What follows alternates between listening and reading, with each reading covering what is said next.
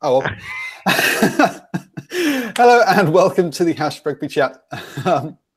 Oh dear, episode whatever it is. I've absolutely gone and jumped early. So here we go. I was like looking at the time thinking it's 8 o'clock, and no, it isn't. It's 7 minutes to 8. So we've gone early. Sorry, everyone who is missing this. You have to go back and watch the recording because it'll be there. So anyway, hi, I'm Paul, the guy behind DrivingMaul, a YouTube channel, whatever else is it, a Twitter account, website, and podcast, bringing you the best in rugby predictions and punditry. And this week we have a full cast. Kicking off, let's go from left to right of the pictures on my screen. First up, we have my mate Ashwin from the West Standard Massive up in Auckland. How are you doing, sir? Oh, doing well, mate. Doing well. I got another little surprise for you. I don't know if you'll be able to hear this. I'll just get my thumbprint working. Damn technology.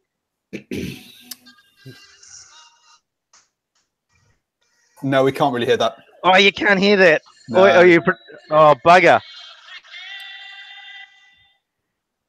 Oh, is that Flower of Scotland? Oh, thank you very much. Yes, brilliant. Dear me. Remember, this is a New Zealand-based and focused show, so we're not going to touch on all that Six Nations stuff until the very end. So folks who's listening and watching, yes, we will talk a bit of Six Nations at the end. Also, we have a debutante on the show. Hi, Jess, all the way from Hamilton. How are you doing? Good. I'm very good. Thank you for having me. As she said, and for those of you on video, you'll notice that she is extremely old. She complained about that she was old. She's my birthday next week. I will be 27, and that is late 20s, which is scary. Yeah. Only kind of nearly half our age, Ashwin. Just put my Zimmer frame away. Hang on. And finally, also in Hamilton, we have the real Mike Pullman. How you doing, sir? Hey, man. Thanks for having me at such late notice. No worries, no worries. It's good to see that you're better. What listeners won't realise is that they're just in rooms next door to each other. Well, listeners won't, because I'm not able to see anything, because people who are listening on the podcast, it's not a visual medium. I'm sorry I have to explain this to you every week, but there we go. I'm old. You're old, yes, I know. Yeah. What is the internet? on the wire. So anyway, we have 5 burning hot questions and an extra one as well. We'll also run through predictions for round 3 of Super Rugby. But first up, guys, what was your favourite moment of the Super Rugby weekend? And Jess, will as the new person, we'll let you kick off first. I mean, I thought about this all day. It has to be the Matt Duffy try, along with Rico. Super exciting. I like to see that from the Blues. I actually think they're going to do really well this year. And if they do stuff like that every game, I think they'll be all right. Wow, we have someone in a Chiefs jersey who's being nice to us, Ashwin. Yeah, because I'd rather you than the Crusaders after what happened last weekend. Anyone other than the Crusaders. Oh dear, yes. Well, yes, the Crusaders did have a bit of a mare last weekend, losing it against the Bulls. But that was a beauty try down the sideline. Sonny Bill Williams releasing both Duffy and Iwani to give and go down the in the 5-metre channel. Lovely try down there. Now, Ashwin, she's going to have stolen the best moment for a Blue supporter. So what did you enjoy from the weekend? What's your favourite Chiefs moment? There you go. my favourite Chiefs moment. I mean, it's it's just like now you put me on the spot, and I'm trying to think of a nice moment. But no, actually, the tries were constructed really well by the Chiefs as opposed to Crusaders. You have to say. Yeah, but did you notice twice they ran and they didn't pass it, and it would have been tries if they'd just passed the ball? Passed it? Absolutely. It actually was a bit sad for me to see old Charlie going off the field. Yeah, it is. Yeah. Yeah. I'm talking about a sad moment, really, rather than a happy moment. Sorry. I mean, the Sam Cane try was pretty impressive. Oh, geez. It's actually, I can't remember if I talked to somebody about that, but that Sam Cane try, he gets the ball, he's looking around, and you're shouting at the screen, just run! So hang on, so what you're saying is, if it's not Sam Cane, the super captain, you have to pass the ball. If it's Sam Cane, the super captain, don't pass the ball, run. Just do whatever you want. Yeah. Yes. Go you, good thing. Yeah. Yeah, he did do the dummy, and everyone thought, yes, no, he's too slow. He's not going to go. He's going to give it, but he didn't. Actually, it was just like, it was interesting, isn't it? You thought, oh, everybody's taken the dummy, he's gone, and then George Bridge was able to turn, and within a couple of steps, actually tackled him. And this is like, holy crap, that guy's got wheels. Yeah.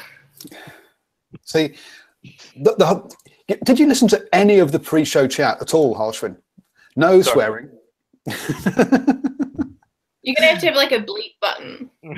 Oh, dear. It doesn't work. It doesn't work live though. Anyway, so all of those of you who are watching on your TVs at home, if with your kids, I'm sorry about that. Mike, you've been very quiet, and we've not given the other two have been not giving us space to get in edgeways. What was your favourite moment of the weekend?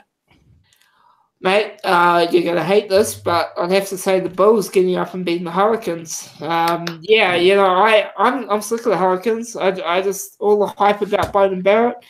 Yeah, really good to see. And I'm hoping the Bulls do well this year. So hopefully more upsets over Kiwi teams, except the Chiefs, of course. Oh, dear me. I was very impressed with the Bulls. One of the things that I've not rated Mitchell as a coach, that's probably more because of the bad press he gets over here in New Zealand than actually his coaching. Because let's be honest, I didn't really watch the USA team that much. I was checking out his we were talking about the coach, All Blacks coaches at work the other day, and his stats as an All Black coach are actually pretty good. His winning percentage was up in the 80%. So clearly, it was more about how he talked to the press and how he dealt with players that's upset people rather than his actual ability to be a coach. And yeah, you can see his... Yes and no, Paul. I mean, you have to remember, some say it was Robbie Deans, but at the end of the day, John Mitchell was head coach who dropped Christian Cullen. There we go. So it's not his coaching we're all about. It's about how he handled one superstar player who was just loved by the New Zealand public. Absolutely.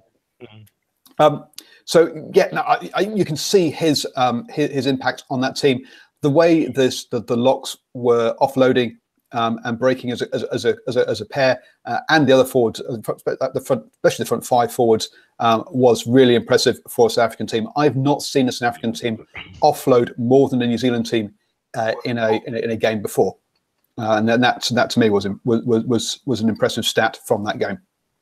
Well, if we look at the, we're taking it up a level, I suppose, the international, you look at the All Black locks in terms of Brody and Sam Whitelock, and they seem to be a massive engine room for our forward pack, for our All Blacks forward pack to go forward. And when you look at those two locks that the Bulls had, they really gave the impetus to that forward pack. That try that I think it was Lute scored in the corner. Diego, yep. Yeah. I mean, like, it was just those two combining together was really a piece of magic. It was very good. Yep. In the live chat, Christian's saying that the Sunwolves were impressive against the Brumbies. First half. Well, didn't the Sunwolves beat the Blues, and then the Blues beat the Lions, and then the Lions beat the All Blacks? So we're going down. Maybe the Sunwolves are going to win the conference. By that logic. Mind you, they are part of the Australian conference. Are they? I didn't know that. Yeah. Get your TAB bet in now. It's good. What do they teach kids in school these days? Geez, that kind of logic does not. Oh dear, no. The youth of today. Thank you for calling me youth. I'm really not.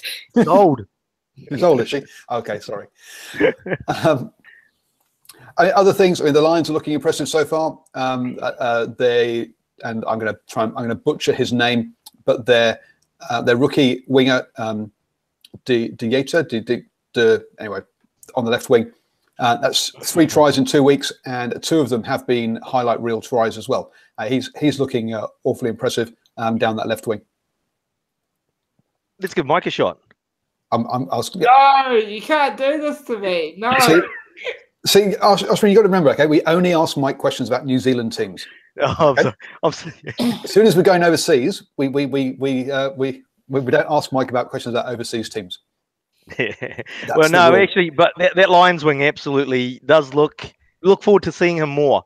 There's been some early signs of watching highlights reels of him anyway. And you know, it's just he's taking right options when he's got that corner, he's got the defender coming across, he makes good calls on his lines that he's running to put the defender off. Yeah, he does. He's got a great pace. step on him. He's got pace and he's got a great step. And he's last week or in round one, he showed that he's got a little chip on him as well. So yeah, a good player all round going forwards. We haven't seen him have to sort of defend too much yet. And as Jack says in the chat, we've not the Lions haven't travelled away yet, though. That's very true. We are only 2 rounds into the competition, so let's not. We're just talking about what the good things we've seen. We're not saying that. Apart from Jess backing the Sunwolves for the title, we're not sort of not extrapolating too much from just a couple of games. Just a good point you raised, though, with the wingers. At the end of the day, wingers always look good going forward. I mean, that's the job of a winger. The big test comes defensively. They're going to get tested under a high ball. They're going to get tested by blindside runs and the like. So it'll be the defense that really shows whether he's any good. Hey, so I've heard that wingers have like a very short shelf life. Is that true? Yes, but he's only played 2 games of Super Rugby. So I think no, but just like in general, wingers, is that a thing for all wingers? Why is that? The first thing that goes when you get old, as Arshan will tell you, is the pace. Okay. And so being a winger, obviously, pace is one of the key things. But so yes, and that's why we've seen people like and Julian. I think is pretty much is done as an All Black, I would say. But with Rocket Coco, for example, was in his sort of mid to late 20s when he went over to France and was done. Sinivanu. So yeah, so there's definitely in New Zealand anyway. They do have a shorter shelf life. Okay. And they don't shift. They basically have to at some stage shift into the centres, otherwise they head overseas. Which is exactly what Rico Wine is trying to do on day one before he's even. So he's wanting to move into the centres. Before he's 27. Before he's. I mean, he's like 21. Yeah. By the time he's 27, he needs to retire. It's too old to play, isn't it? Oh dear. Well, with the women's the Marifara Cup, perhaps we'll get you. You're 27. You can get down to the Chiefs and start playing for the Chiefs in the. Maybe you never know. Or Waikato. Should I say? So we've got some chat in the live chat around about who's going to win the South African Conference. That's question 4, guys. So we will get onto that at some point. But question 2: which Super Rugby ground has the best atmosphere? Listening to Six Nations, I loved all the singing, and let's be honest, in the New Zealand grounds, you don't get much noise, do you? So where do you think we get the best atmosphere in the Super Rugby grounds? Well, what stadiums have you guys been to? Well, I was going to say, from listening to it, I loved the howling of the Sunwolves fans, and it actually created some atmosphere. There was some chanting going on that hadn't been led by the announcer telling you to shout, which is basically what. That's a hard road to be a Sunwolves fan, isn't it? To go to their games. It is a long way to go to their games. I agree, but I think the howling up there was good. They got a full stadium for secondly, which, let's be honest, we're not going to get that up at Eden Park, are you, Ashwin? Yeah. No, look, I mean, it's just like you could discount any New Zealand stadium, basically. There's the artificial, obviously, chanting or crowd of the zoo down in Dunedin, but when they're not there, you'll hear crickets chirping, basically in any stadium. Basically, we'll sit on our hands until 5 minutes to go, and you know your team's going to win or lose, sort of thing. What part of the stadium are you sitting in? That's not what it's like when I go.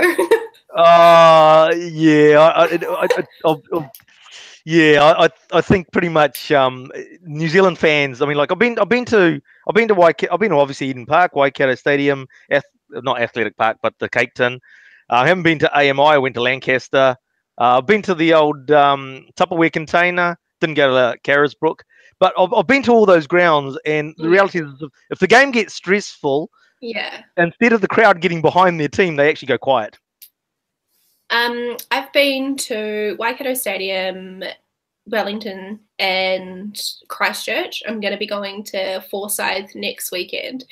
But something really weird that the Hurricanes do is that no matter who scores, even if it's the other team, after they score, they play the Hurricanes chant to like get their team fired up or something. Hurricanes fans aren't that invested. They're not that excited. But it's what Paul was alluding to, I think, in terms of the fact that it's artificial in the sense that you need the ground announcer to G the people up. When you go to those European stadiums, and it's the crowd themselves that are more passionate, creating the atmosphere and everything, sort of thing. It's basically, the ground announcer going, "Blue supporters, wave those flags!" Yay! I'm excited for Forsyth. I think that will be really good. Especially now on Instagram, I don't know if you've noticed, but the Super Rugby page, they show the stadiums before the games and all the fans. Right. Makes it look exciting. Makes it look exciting. Good marketing. Yeah. Instagram, the kids thing. No, you've got to have an animal onesie if you're going to go down to Forsyth Bar. I've got a Spate shirt all ready to go. No. Animal onesie. Animal onesie. Animal onesie is the only one. You're going to have to get a... Yep. I've paid for seats. I'm too old for the zoo. God, if I went, I'd be in the zoo. Mike, come on, you've got to stand up for some cowbells, surely. Well, we're talking about Super Rugby, eh? Yep. Yeah. So if it was All Blacks on say Eden Park, I actually went to Rotorua, and that was a really, really awesome atmosphere. But no, I'm sticking for Hamilton. I've never been to Wellington or Christchurch or Dunedin, so yeah, can't really speak for those. Hamilton, man. Do you think that the Chiefs hate the cowbells or like them? I think they hate them. I think they hate them. Yeah, I think cowbells is more a Moolers thing, but in terms of atmospheres, best rugby atmosphere ever that I've been to was the freaking Sevens here. Yeah, I went to the Sevens too. God. Like that a was few weeks crazy. ago. Yeah. I was deaf at the end of that. Actually, I'll tell you the best game that I've ever been to, and this Jess might have been. I don't know if Jess was born for this game. Hey, look, I probably was. It's 2011 World Cup. Yeah, Australia versus. I watched that. Don't be rude. 2011 Australia versus Ireland at Eden Park. And 99% of the crowd was behind Ireland. We were breaking into chants of Ireland. At the Sevens, we were just chanting Aussie are wankers. Sorry for the swearing, just like over and over and over. It was so good. And we were chanting Waisaki Naholo, like not playing at all, but the crowd was behind Waisaki Naholo. Hey, my favourite place is Hong Kong Sevens, if we're going to be honest. I've been there 4 or 5 times. And yeah, basically it's a party in the stand, and there might be some guys running around on some grass down there. But nobody really pays attention to the games until you get down to about the semi-finals. Before that, it's just a party and a drinking fest, which yes, is not everyone's cup of tea, but it's mine, or my cup of beer, which is probably or I think they sell jugs of Pibbs as well. Sorry, Mike. I think the best ever in terms of Hamilton, probably the best atmosphere there's ever been at that stadium was at the Sevens, Fiji versus New Zealand in the semi. I mean, that was just off the hook. I mean, yeah, all time. But was that because of the Fijian supporters? Yeah, it was just like the Fiji chants and then the New Zealand chants, and the stadium was more full for that match than any of the What day was that? Was that the first day or the second day? Second day. That was second day. See, I went the first day, super naive. No one took alcohol in. That was the day they had all the problems, the huge lines. So the second day, everyone was more pumped up because we were smart and brought our own alcohol in. Like, just being honest. Yep. So Andre quite rightly says, Andre and I went down for my 10 Cup game in Hamilton, and I've gone blank as to who the Roosters were playing. But we basically had the stands to ourselves. It was pretty empty. There was one guy who was ringing a bell and basically marched himself round the stadium, who looked like he probably had just walked out of the bush and was going to back into the bush afterwards.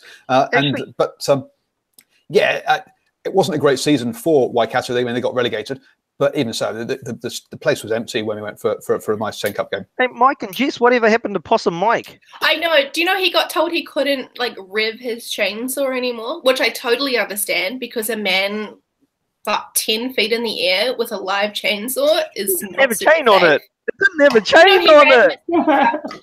Did you know he ran for city council? Oh, this It's year. interesting. Yeah. Would have beaten Michael Redmond. I mean, oops. Okay, now we may be heading down into a little bit of a niche market here with these sort of comments as in local Hamilton Politics. council elections. But so yes, so let's stay away from there.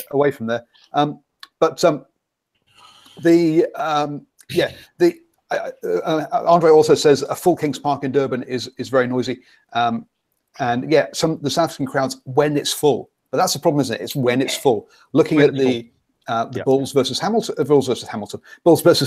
game, there were an awful lot of empty seats. They are big grounds that they play in. It's been like Eden Park when the Blues are there. It's only a third full if you're lucky. If you're going to be in these big stadiums, you don't get that many. I remember going to watch the Blues versus the Hankey Warriors in the first couple of seasons ago at Harbour, and that was much better having the Argentinian fans going wild. Andres just told me that the game we went to go see was against Harbour in my Sun Cup last year. But that was good because again, smaller crowd. If you can get a group of 20 people together, which the Argentinians could, and you make some noise, it creates volume. And whereas if you try and do that in Eden Park, it'll echo around and it'll sound like an empty stadium because of the echoes. So I think a lot of Aucklanders think they're too good for rugby as well. That's probably part of the problem, you know. They think. Does that make sense? I'm not saying that in a rude way. But no, I think a lot of Auckland, a lot of people who live in Auckland support other places because they were born in Christchurch, born in Wellington, and they've come to where the only place in the country that has got jobs. And so you've got the guy that went to New Plymouth. So yeah, you've got a lot of people there who don't support the Blues. So even if they do turn up to the rugby, then just coming back to the crowd size. I mean, it's interesting just reading through some of those South African Twitter accounts and like the Mark Haynes and the like. Just commenting is that how empty those stadiums were over the weekend. You know, so it's obviously got to be a concern for the rugby administration. You know, obviously Australians going to have empty grounds until their quality. What price are the tickets, though? No, I don't. To tell you the truth, no. Look, you can't blame the ticket prices. The ticket prices are good in Auckland, definitely. Andre says it's become too expensive in South Africa, so perhaps it has been right there. But yeah, in New Zealand, you cannot blame the ticket prices. The price is definitely too expensive. I looked up for Dunedin, it was over $30 a ticket for the tickets I got, and I think that's quite steep. But you're going into the grandstands, right? On the side stands. You go to Eden Park. Look, you go by the stands in the north stand or the south stand.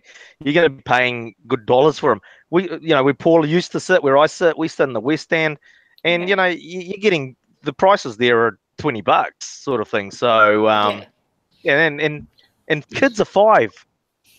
Yeah. So it's you know, people are.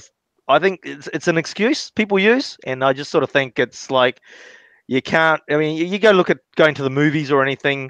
Most people are sort of like by the time they got their movie tickets, they've got their popcorn, they've got their choc top ice cream. You know, it's starting to stack up as well.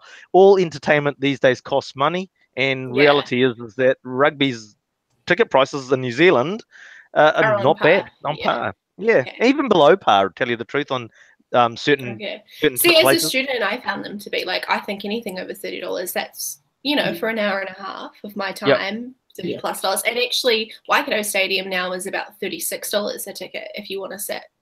But you see, you should go sit in the green zone. Go stand in the green zone. That's why I go next to the big screen on the grass. I love being on the bank on the grass.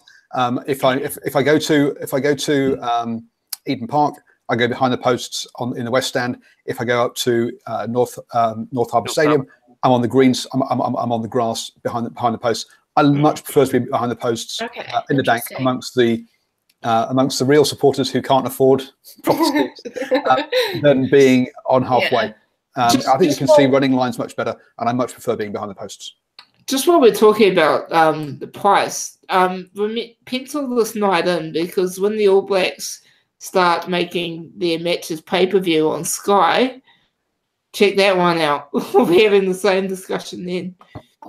You mean when Amazon gets the rights? No, I'm talking... Yeah, no, I know what you mean. I know what you mean. I just know that the talk around But Amazon. it's so easy to find a stream. I had an HD stream for both games I watched this weekend for free. What? Yeah, it is. So Anyway, we'll leave those illegal, nasty, horrible I did it things totally to one side. legally. I promise. And so anyway, so I was impressed by the fact that the Sunwolves actually make some noise that isn't started by the audience announcer. I do like the fact that in Hamilton you do get the bells, whether the Chiefs like it or not. On the grass bank, I do like that. I must say, when the Chiefs sold an app on your phone, it was going to be $5, so you shake your phone and it became a bell. I thought that was a bit out of order. I brought that app. It was terrible. No matter how fast you shake it, it's just like ding, ding, ding, ding, super quiet. So what I did is I videoed myself ringing cowbells and just played the video. It was much louder and free. So there you go. Pro tip for all of you, for all you Chiefs fans, to annoy your players when they're not playing well, is record yourself on ringing bells on your phone and then just play that when your team's not playing. Or Jess could just put it on YouTube and everybody could download that. Yeah. Oh, I could do that. This is true. If it means there'll be more Chiefs supporters, I'm all for it. Oh dear. Anyway, moving on from such frivolous themes and on to showing our in-depth knowledge of New Zealand rugby. And this is from John Lynch on Twitter. He asked us if we could ask this question, which was, who are your tips for breakthrough Kiwis in this season's Super Rugby? Mike, you're our resident writer expert. Who are you going to hit? Who are you going to hit up as being a breakthrough player from amongst the Kiwis? Sean Stevenson. That was my answer.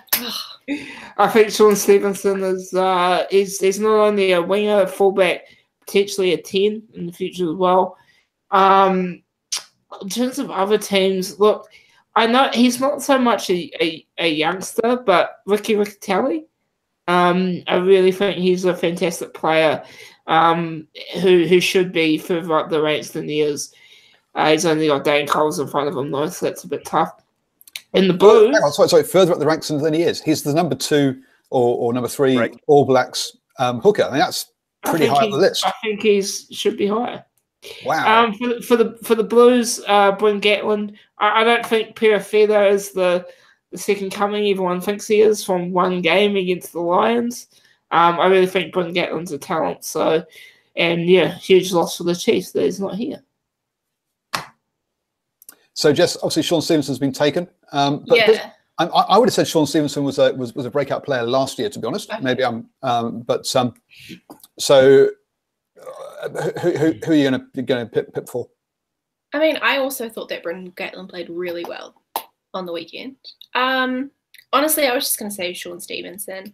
I'm not sure who else from the Chiefs yet has shown what they're capable of, but with all the injuries that we got, there could be some younger players that come through and really get an opportunity to shine and show what they're made of.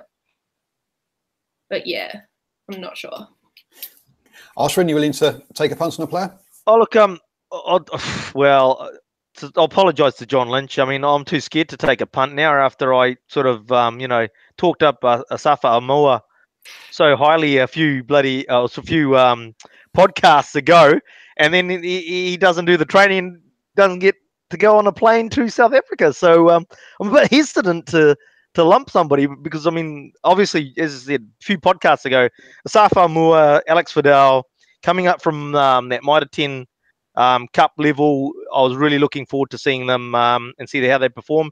You know, you got a handful of guys there that I believe, like yourself, that actually were the breakthrough players last year. You know, you've got obviously your Ricos, your Jack Goodhues down in Crusaderland, your Sean Stevensons. So I was sort of thinking of basically as a breakthrough, I'm looking for a no-name or someone who's first year in Super Rugby to actually sort of like raise the bar, or not raise the bar, but raise their profile. At the moment, I'm really struggling here because I had my head so fixed on old Asafa down in Wellington. But I think Jess was right in terms of the comments you made in terms of the Chiefs with all the injuries that they've got. Great opportunity. Yeah, sorry, I'm not trying to make you cry. No. But it's a great opportunity for some younger players who would have come through from the development team to sort of come up and say, "Hey, pick me! Look at me." I mean, he used to be a Chiefs player. He's gone to the Hurricanes. What about Finlay Christie? I think he has the opportunity. Yeah, actually, totally. I mean, it's because he's from Tasman, isn't he? Yeah, and he played for the Chiefs last year. Yeah, because he I mean, like again at Mitre 10 Cup level, he's been he's put in consistent, absolutely standout and consistent efforts. I think he sparks that Tasman pack. So absolutely, I mean, he's got a difficult road behind TJ. Although a ref might yellow card him or red card him eventually for his chat. So I'm not sure how much game time we get down there at the Canes. Just takes one injury. Amua is that's very true. It takes one injury to one player. TJ has been very consistently uninjured over the last couple of seasons, though. The Amua obviously needs to get fit first before he can get some game time, but we expect him to go well. To me, in the Highlanders, I was very impressed by the midfield pairing that they put out, and to me, they're relatively no names in Walden and Thompson, two players that Thompson was playing last year, but I think Walden is pretty. Both ones I would say are fairly unknown, relatively speaking, at this level. I thought they both played very well. I'm looking forward to seeing how they go over the rest of the season. It's interesting you say Walden, because I actually thought that's where the Blues missed a trick. I actually thought you had a pretty inexperienced midfield combination, and they really didn't put them under pressure. But that's going back to last week. It is. I thought they played very well. I think they outdid the opposition midfield. Midfield. I'm not sure there's anyone in the Crusaders that I can think of that's kind of new coming through. It was amusing seeing. I think one of the captions had Mike Delaney down as being a debutant for the Crusaders, and it's kind of like, no. He's got lots of caps for the Crusaders. He's just been away and come back again. He's an older guy. I think he's played for the Chiefs as well. Yep. Yeah. So he's got plenty of Super Rugby caps. Maybe we're looking at the sort of the senior breakout players. And the 27 plus breakout players. And come on, please save me here. But you guys at the Chiefs have got an exciting scrum half coming through with a very long name that I can't pronounce. Yeah. TTT. Right? Yeah, TTT. There we go. Oh, even I can say that. Just call him Triple T. So yeah, in Triple T, and there's someone who I think a lot of people are looking at to have a good season. Some are even suggesting he might oust Brad Weber as his first choice. No, Brad's got lots to do. He's a good player. He's an exciting player. So I think he'll get plenty of. I think he'll get some game time. Brad Weber has had injury problems in the past. I'd say we'll see how he goes, but I think he'll get some time. And I'm surprised you haven't mentioned Caleb Clark. Caleb. Well, yeah. I mean, the thing is that I'm just wondering how much game time he's actually going to get for the Blues. He'll obviously go to the Commonwealth Games with the Sevens, and I suppose it's just the case of I get the feeling what they're going to decide with Caleb Clark is that he's obviously he's 18 still. Is that they'll decide what's the best development path for him at this stage. I mean, you can all cite the story of old Isaiah Tuiava and sort of like throw him in at the deep end too early. We've got enough players there. Maybe you manage him through. So that's why I'm sort of just whether he gets much game time at the Blues, I'm not sure. So he whether gets put in there. He might want for next year as a breakthrough player then. Yeah. That semi 2018-19 breakthrough player in that category. In the live chat, we've had Christy saying Goosen or Hoosen, as he was pronounced by the Wes, by the South African commentators. But to me, again, he's someone who broke through last year rather than this year. I don't think he's. He played very well last year. He kept Corey Jane out of the starting team, if I remember correctly. Hopefully, Corey Jane's not listening to your podcast and getting upset. It's okay. He had his time. He's had his time, and he's had his very nice little payout or big payout from playing in Japan as well. So yes, I think he's doing absolutely fine. Everyone, obviously, please go out and buy his book by Sean Stevenson. Sumo Stevenson. Sumo Stevenson, even, yes. Well done. Well, that would be impressive if Sean Stevenson was also an author. I think we've covered most of the bases on there of players who are likely to break through. There's one more. Oh, go on, Mike. Solomon Aliomano. Yeah. Fast, North. strong, he can tackle. Yeah. Don't rule him out. Yep. Like watching him too. Absolutely. Yeah. He's exciting to watch. Absolutely. All right. I've gone blank as to where he's playing. Sorry, guys. Wing.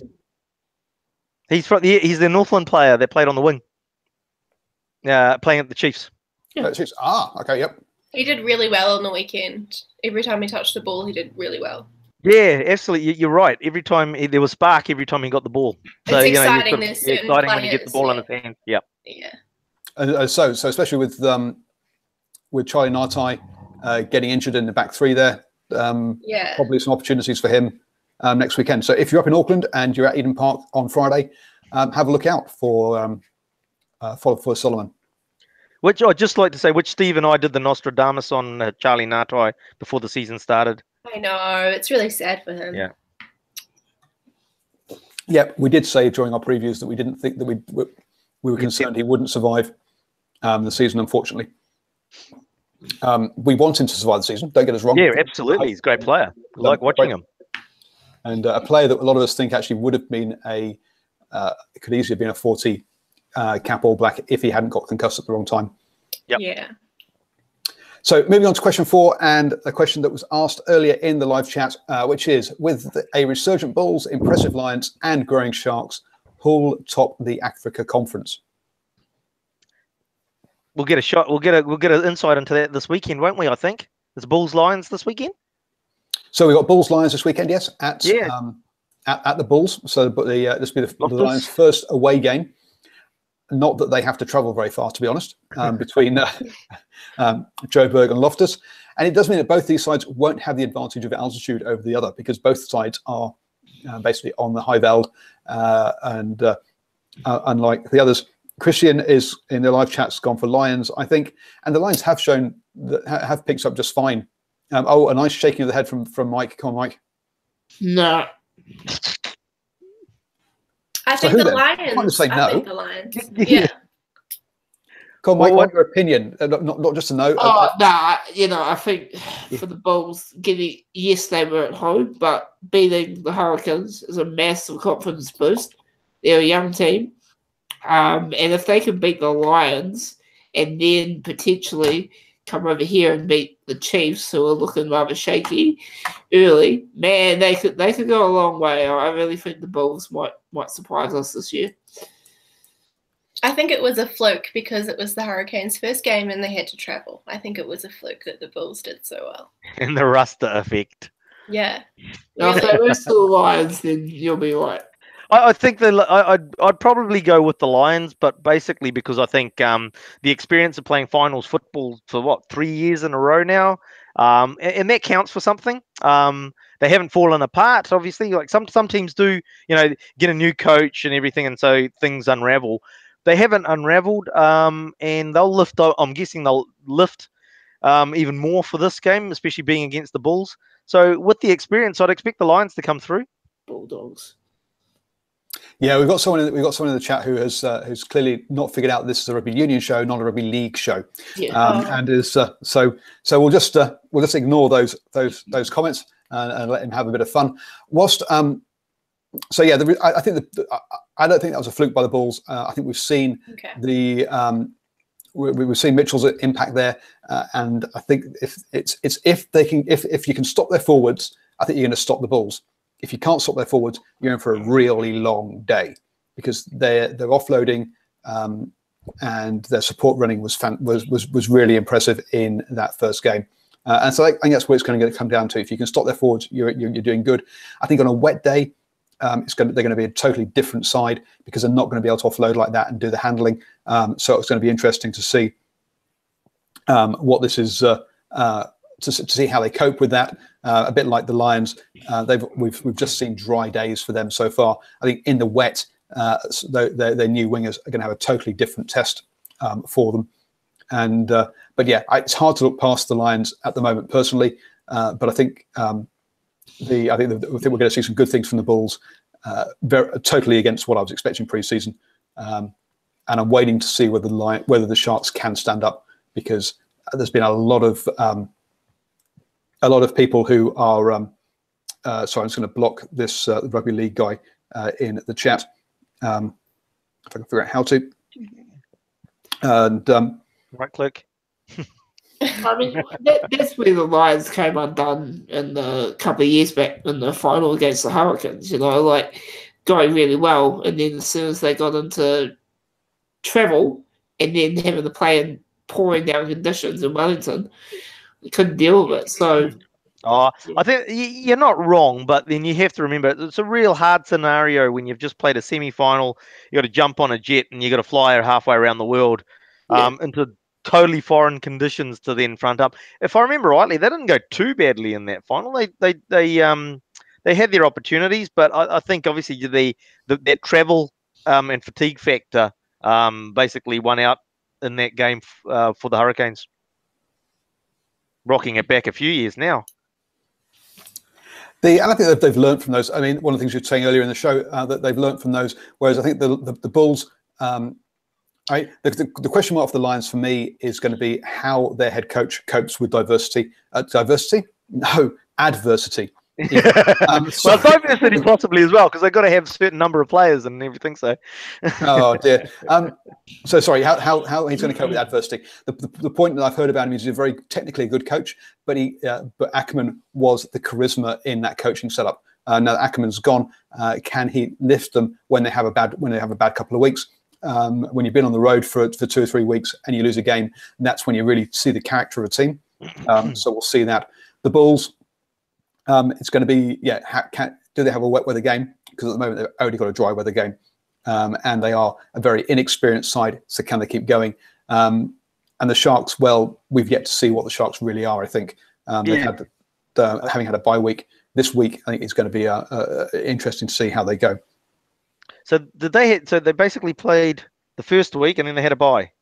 Yes, that's the same with the Highlanders. Next week they have a bye, so they played one game. I just don't think we should have byes. And do you think they should have the byes all at the same time?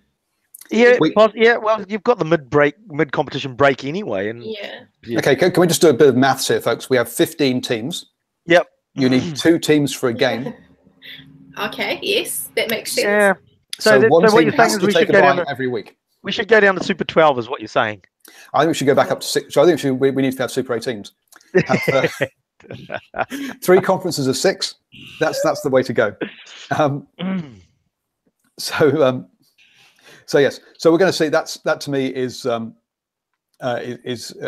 So you've got to have a bye. Unfortunately, one of the things we did learn this week or today was the reason for the Africa conference starting early.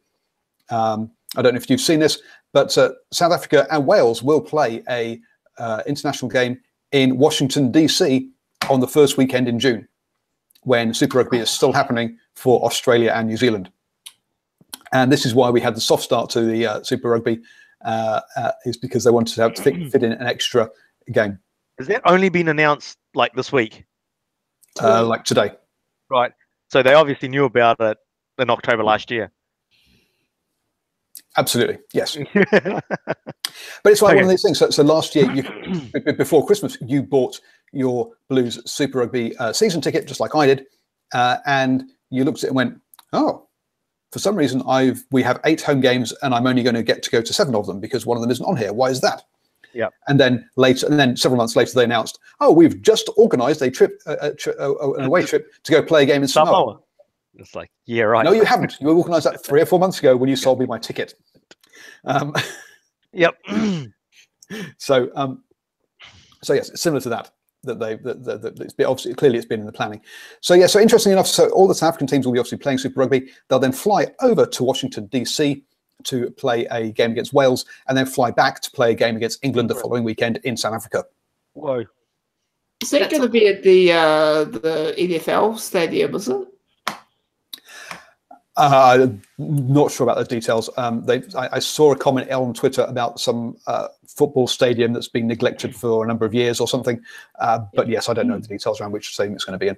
Interesting to see how many people they get for that match, actually. Yep, it will be. I mean, there was a long chain in my Twitter thing thinking that Wales and aren't really a very big draw internationally, which is a bit surprising as they're one of the historic teams that have been around for a long time. But it seems like when Australia, when New Zealand have gone and played a game in America, it's always been on the way to Europe. Mm-hmm. There and back. Rather than there and back in June. It's a strange timing one. Wales normally play England at that kind of time to try and get a pre-tour game in, and England quite often play, because it's at the same time as some of the finals in Europe. England quite often play their A-string side in that. So it's going to be interesting to see which players are available, how they market it. And how they market it. Yep. Interesting enough, it's RIM who is the marketing arm of American Rugby that's announcing it. So maybe the USA Rugby is actually underwriting this game and looking at making a profit rather than South Africa or New Zealand. South Africa or Wales. So I think they might have guaranteed profits from this. Sure, they're coming in. And I'm going to say, someone's. Which one of you has been streaming illegal download? Sorry, gotta go, guys. We live right by the hospital. That's what that was. Yeah, I think we both live right by the hospital. So. Oh, really? Yeah, it was out my window for sure. Where do you live? Don't say the exact place. Hang on, no, come on, guys. You can take this offline. I'll message you. So I think what most of you are saying is that the Lions probably, but we have been impressed, except for Mike, who's going for the Bulls, and I have to say we have been impressed by them. Of the 15 Super Rugby sides, 9 of them have new coaches this year. That's way more than half. Is that a healthy turnover of coaching? Are we going too far down the sort of the soccer route with coaches nowadays and success? I think it's just an anomaly. I don't think we've reached that soccer type level yet. It's just not professional enough actually to be at that soccer level. I think it's just an anomaly that it's happened this year at those numbers. Yeah, I'd agree with that too. Oh dear, that's pretty boring. That's stuffed the whole conversation. Yeah, I know. Yeah, you're gonna have to think of another question there. What teams have new coaches other than the Chiefs? I don't know. Okay, so the Jaguares have got new coaches. Okay. A new coach. The Bulls have got, so that's Mario Ledesma. The Bulls have got John Mitchell. Lions. The Lions have got a new coach. Their assistant coach has been promoted. Okay. The Rebels have got a new coach. The one from the Force moved over. Mr. Vessels. West Vessels. McGann, I think it's McCann, is the coach of the Brumbies, who's been promoted to an assistant. Okay. The Brad Thorne has taken over the Reds. Jamie Joseph has taken over the Sunwolves. Go on. Have got Aaron Major. Aaron Major has got the Highlanders. Oh yes, true. There's your nine coaches. How long were the previous coaches the coach? So how many years did they commit to? So Reds was 2 years, Jaguares was 2 years, the Sunwolves was 1 year. So there's been some high turnover. Yeah. Already. So, but if we have a look at each one of those coaches, or most of them, there's been a progression rather than an actual dumping, so to say. You look at the Sunwolves were only ever signed a coach for 1 year, if I remember correctly, because they'd actually had signed up Jamie Joseph to come and coach Japan and the Sunwolves. And obviously, once Jamie Joseph moved on, then you're going to need someone new at the Highlanders. Jamie Joseph moved on. We had Brown at the Highlanders for 1 season, and then Hammett, then Major this season. So they've had three different head coaches in 3 years. Ooh. Yeah, but Tony Brown was always a stopgap for the 1 year while they got someone, because he was also going to join Jamie Joseph for Japan, and I think at the Sunwolves. Is that correct? I think. Yep. Yep. Well, Scott Robertson's first year was last year, right? And I think he did okay. So maybe it's a good thing. You'd actually, if you go back to last year with Scott Robertson's appointment, you'd have to say Todd Blackadder was dropped. Oh, well, he moved to Bath and got himself a very nice contract. Just like Dave Rennie's gone over. Next season, Cooper's going. So we're going to have. So if you think that Tanner Amanga is going to be the longest serving Super Rugby coach in New Zealand next season. Wow. So did you say Cooper's going next season? Yeah. Why? Where is he going? So Cooper's going to. He's going to. You're not thinking of Chris sorry. Boyd. Chris Boyd. Sorry, sorry, that's right. Sorry, the Hurricane. After one season with the Chiefs, Cooper's I was about to say my CV, and I can do it. After 27 years, you've got the experience. I'll just list Damien McKenzie as the only player on the team and hope for the best. He can do it all. You see, that's the idea. Drop all the other 14 players, create more space for Damien. Yeah. He can run even better. He's magic with the ball, and his kicking, by the way, on the weekend was at 100%. Pretty good. Happy days. See what I did there? Happy days. Yeah. So you're right. Chris Boyd, not Cooper. I was got mixed up. I meant the Hurricanes coach anyway. Yeah, the Hurricanes coach is going. So the Hurricanes will have a new coach next year. Obviously, the Highlanders and Chiefs have a new coach this year. The Crusaders had a new coach last year, which makes Tano Manga with next year, who'll have 3 seasons under his belt, being the most experienced Super Rugby coach in New Zealand. Which, when you think about how long Blackadder was there for, how long Rennie survived, 3 years is not a long stint, and it's quite amazing that we'll get down to that kind of state. Yeah. Andre says, if Tanner Amanga lasts at the Blues, if they don't do well, it may not last. They'll do okay this year. They'll do I was going to say that basically it's just like, well, if things go pear-shaped this year, we could have a new coach at the Blues. Well, Christian reckons Tanner will have to get the Blues to the finals, otherwise he won't last. No. Well, when we say finals, we're sort of starting to talk, your quarters and that sort of thing. We are, and we have 15 teams here, and 8 of whom will make it to the finals. Is it 8? Okay. Yeah, there we go. More than half of the teams are going to make it to the finals, I think it is. Or is it 6? I'm sure that pretty much, I think, no, it's 8. Is it 8 or 6? It's 8 because the semi is 4 teams. So I think it's 8 teams because they did say at one point that yes, one whole conference can get into the finals. So less than half the teams won't make it to the finals, which basically means if you're not good, you don't get there. It's not the best of the best. It's the least worst of the Yeah. Well, even more pressure now. So yes. Now we have a bonus question this week, and obviously 3 seasons ago, it was all about the Rugby World Cup. Last season, it was all about the Lions Tour, and that basically defined the season. This season, for me, and I think for a lot of people, before any balls had been kicked, everyone was talking about in November England facing the All Blacks. With England, and that definitely was the defining game of the season or of the year. With Scotland beating England, is that game still the defining game of the season for you? Starting to wonder. Mike? I think so. Yeah, this All Black England game is going to be huge, and I'm certain that's why they're having the camps as well. I don't think it's anything to do with the World Cup. So yeah, no, I still rate that November match as the event this year. I'm trying to remember who the All Blacks are playing in November now, and whether they're playing Ireland or not, and whether that would become. Yeah, I believe they are playing Ireland. Too early to tell?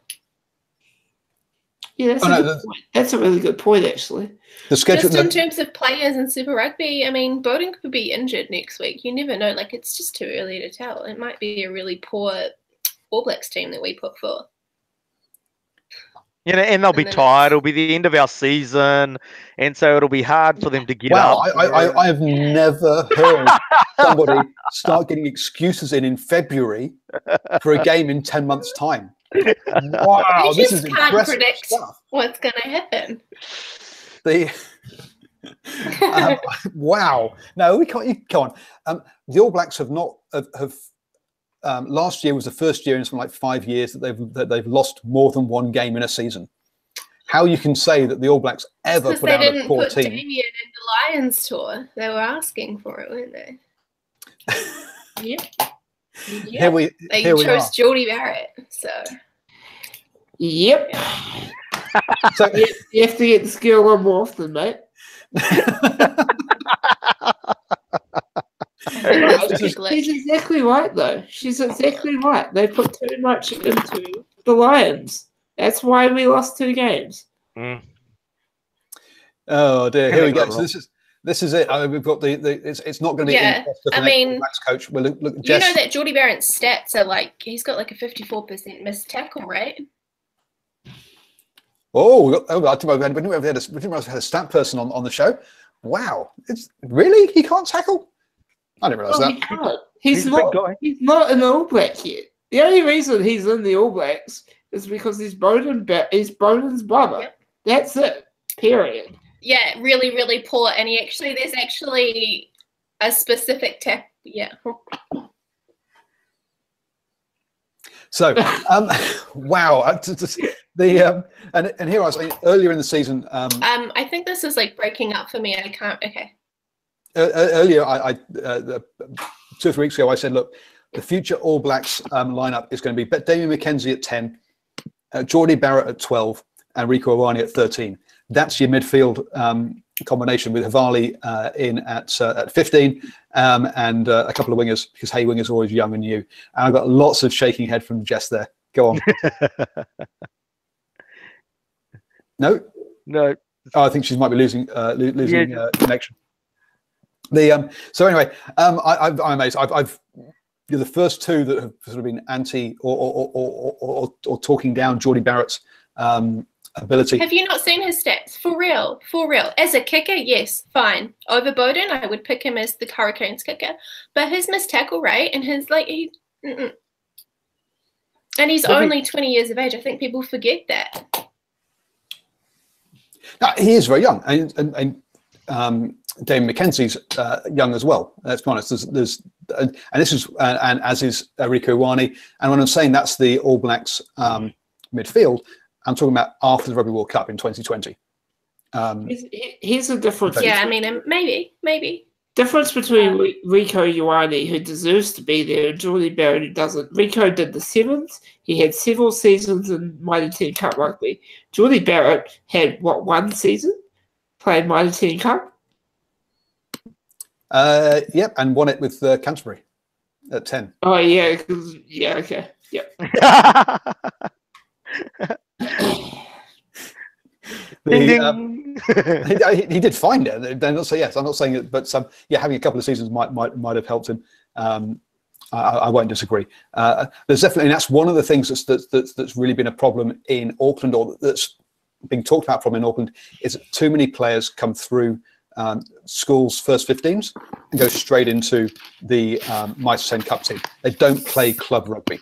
And that has been a big problem for that's seen as a big problem in Auckland, and one of the reasons why Auckland rugby isn't been strong. But you get on that point, Paul, it's just like you get the players that get bigger at school level who can then run over the top of everybody, but then at some stage all those other players actually grow up in size as well, and now everybody's the same size. Oh, and that player that was a schoolboy star can't run through everybody.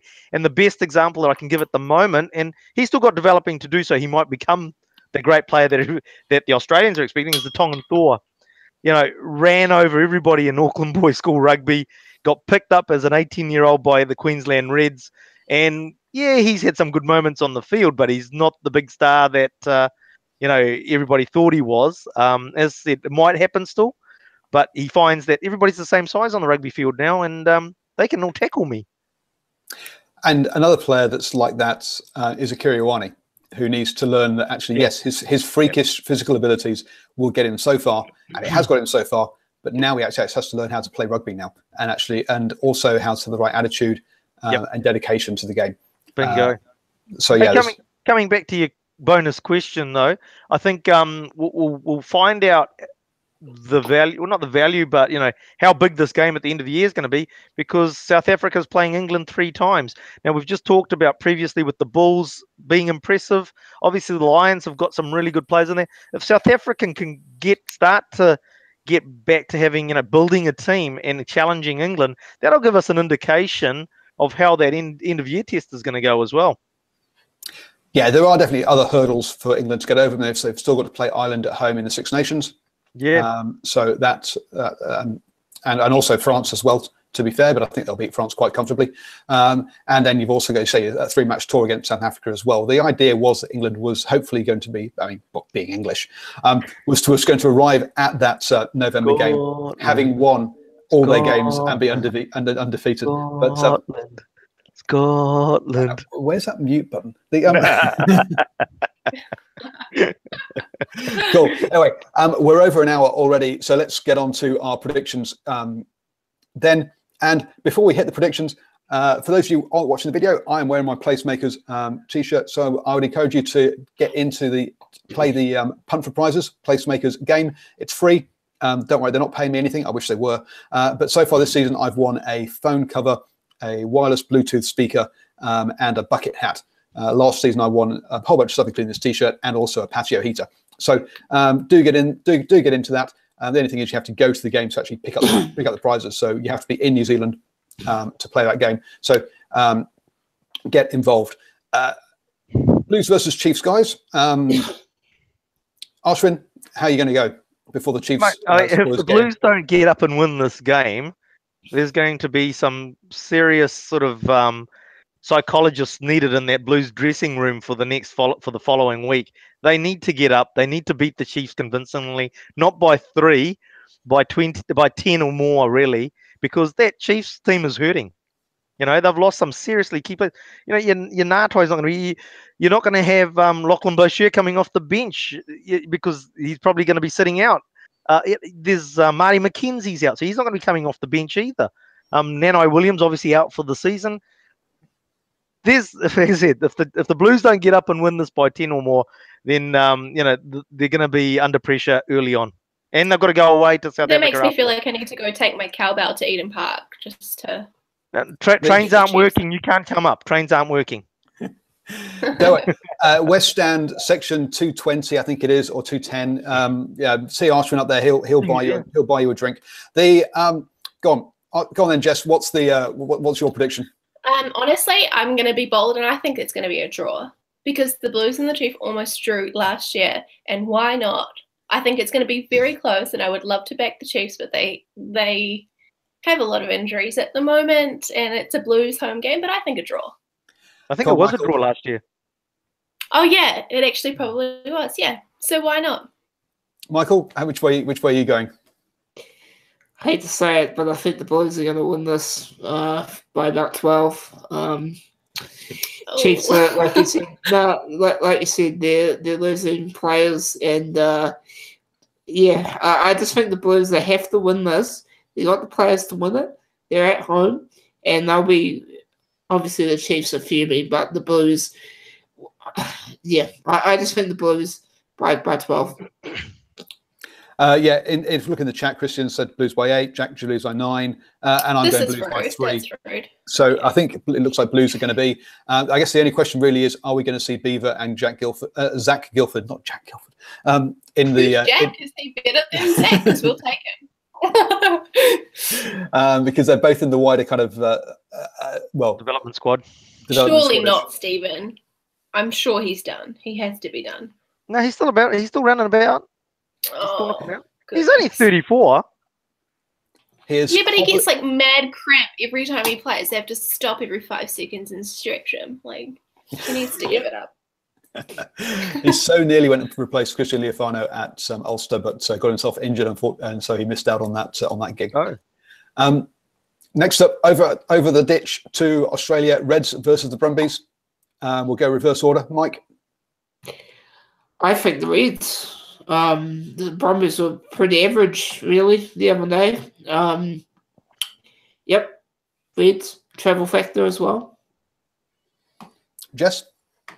Brumbies, because the Reds didn't do well versus the Chiefs pre-season. So by that logic, if the Chiefs are so awful, as you say, then they had fit players then. Ashwin? Oh, it has to be the Brumbies. The Reds were pretty terrible last week. I mean, teams these days are used to playing with 14. I know they were down to league size for about 10 minutes, but for 70 minutes they still had 14, and they got smashed by the Rebels. So I think the Brumbies are much more polished and probably be better for the game against the Sunwolves last week, and will probably do it quite easily. I don't think we can take much out of last week as to how good or bad the Reds are. Playing with 14 players for 60, 70 minutes, you're always going to lose and you're going to run out of steam towards the end. So I really don't think you can take much from that. But both those players that got carded are both going to be missing this time. So you're losing your captain, you're losing another forward in already what is a lightweight forward pack with the Reds. So I'm going to back the Brumbies by 5 because of that. I think even with the travel factor, I'm seeing the Brumbies getting up. Going over into Saturday, Crusaders versus Stormers. So let's just run through by how many points, because we all know the Crusaders are going to win. Mike? Crusaders by 15. Jess? Crusaders by 20. 20. And I've gone Crusaders by 14, so I'm the most conservative out the four of us. And then another interesting one, I think this one's going to be close, Sunwolves versus Rebels. Ashwin? Yeah, that's an interesting one. I mean, if the Rebels can keep their pace up for the game, then I'll actually go sorry, I said Rebels. If the Sunwolves can keep the pace up, then I'll go the Sunwolves by 10. Whoa. Jess? Sunwolves. Very close. Within 3. Wow. Mike? Rebels by 20. Ouch. 20? I'm sorry, man. I'm sticking to my guns on this team. Sticking to the Rebels? Sunwolves. Oh. So I know Mike's not a fan of the Sunwolves and doesn't think they probably should be in the tournament, as we've talked about quite a few times before. I think the Rebels win this one by 3. The Sunwolves are definitely better than they have been in last seasons, but I still think they're not up to their... by the way, the chat has got the Crusaders by 22, by 35, by lots. So everyone's going for the Crusaders in the chat. 35, yes. By a bonus point and more. By 5 bonus points, if they could give them out. Can they get some injuries, though, please? Yeah, come on. Oh, dear me. We're supposed to be sort of, oh, dear, brothers together, New Zealand against the world. Says the Englishman. That ref ruined that.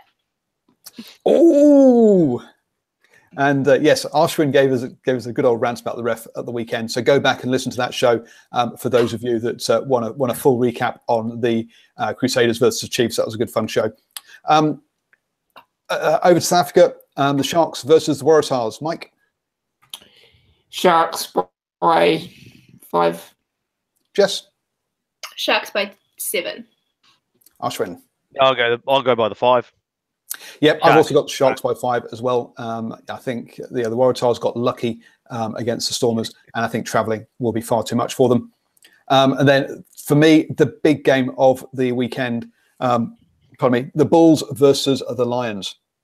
Ashwin, off you go. Yeah, I'm going to go the Lions. Basically, as per our chat that we had previous, simply because I think the experience should see them through.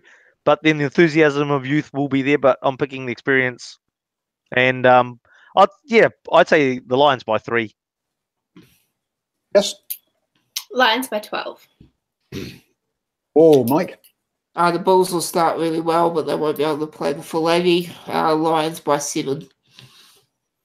And I've gone Bulls by 3. So we've got a split decision on that one, folks. I say that to me, I think is the game of the weekend. So if you're going to watch one, watch that one, except it's in the middle of the night. So I think that one's going to be on replay for me. And finally, the Jaguares are hosting the Canes. Can the Canes be that poor again, Mike? They can. Is Barrett starting?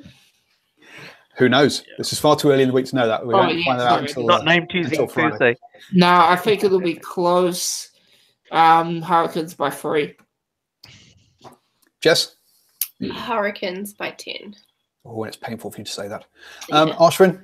Yeah, it's a hard one to pick because you don't know which Hurricanes team's going to turn up. If the Hurricanes turn up, then I think by 10.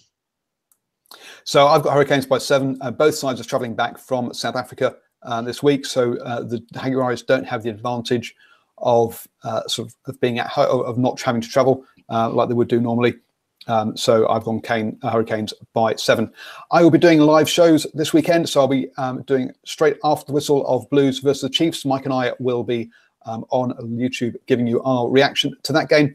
And then straight after the Jaguars Hurricanes on Sunday morning, I will be doing a live show with Ryan giving you reaction to that game as well. So join us for those 2 shows on Thursday night.